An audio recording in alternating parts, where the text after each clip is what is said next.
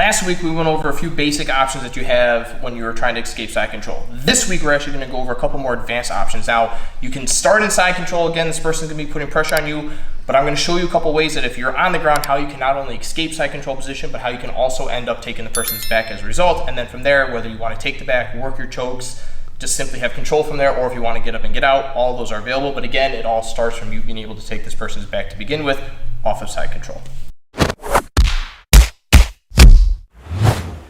So again, just simply as a reminder, when you do end up in the side control position, you want to instantly start working your frames a little bit. And again, because we are on the street, it is okay for you to be in an asshole because this person's attacking you. So if I want to be a little bit more aggressive with my hands here, if you want to drive the elbow and forearm across a little bit, give them a little bit of extra pain, all is good.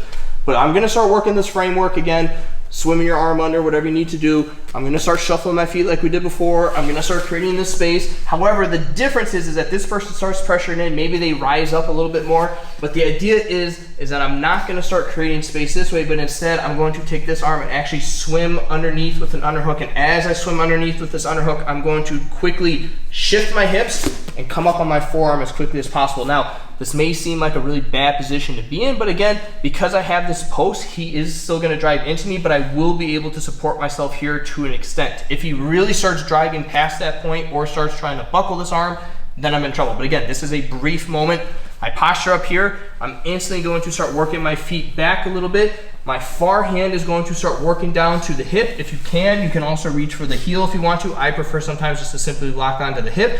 My same side hand is going to come and grab the inside thigh.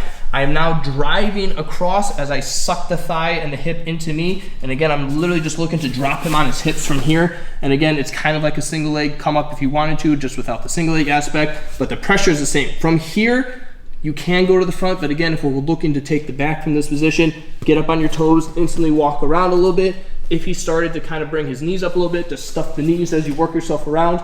But even from this position, if he does try and fight you off and pressure you, I can literally just start, body locking the person. I can come up to knee on belly if I want to from here. If I get the pressure behind the hips fast enough, or if I maintain this underhook, I can easily start pressuring this person to, again, they're on their side. I can work seatbelts, all sorts of different grips, gift wrap, whatever you want. But the idea is that I now have control of this person's back, which again, for the street is a great situation, especially if you're in law enforcement. I can work my 2-on-1 grips from here. I can work the person down onto their stomach. I can start working cuffing positions. Again, I can pressure on the head from here. So this is a position that I'm comfortable controlling this person in without me being too exposed. You can also hit the same thing by just simply coming belly down instead of even posting to begin with. And then I can simply start by sucking into one leg.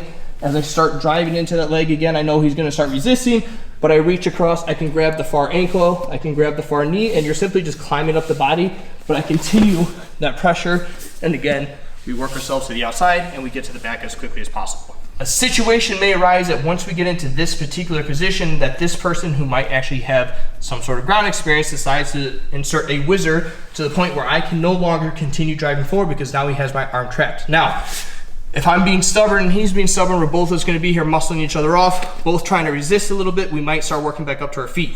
So if this person locks into a whizzer, what you have to understand is I can't engage in a muscle off. I'm simply just going to completely relax my arm, essentially do a dead arm where I turn away, let my arm just completely slip out, windshield wipe all the way around, and I just latch on however I can, whether it's seatbelt, over, under, both under, whatever the case is.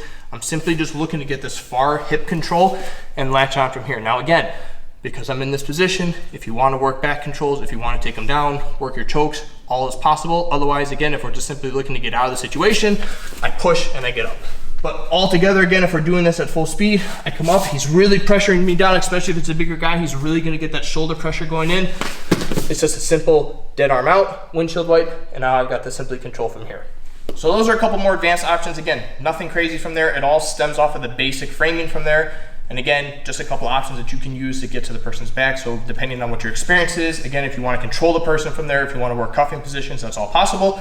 Or if you're just trying to get away, simply do the shove and escape, put them down on their hip and get the hell out of there, and you can get to safety. So until next time, my friends, we'll see you soon.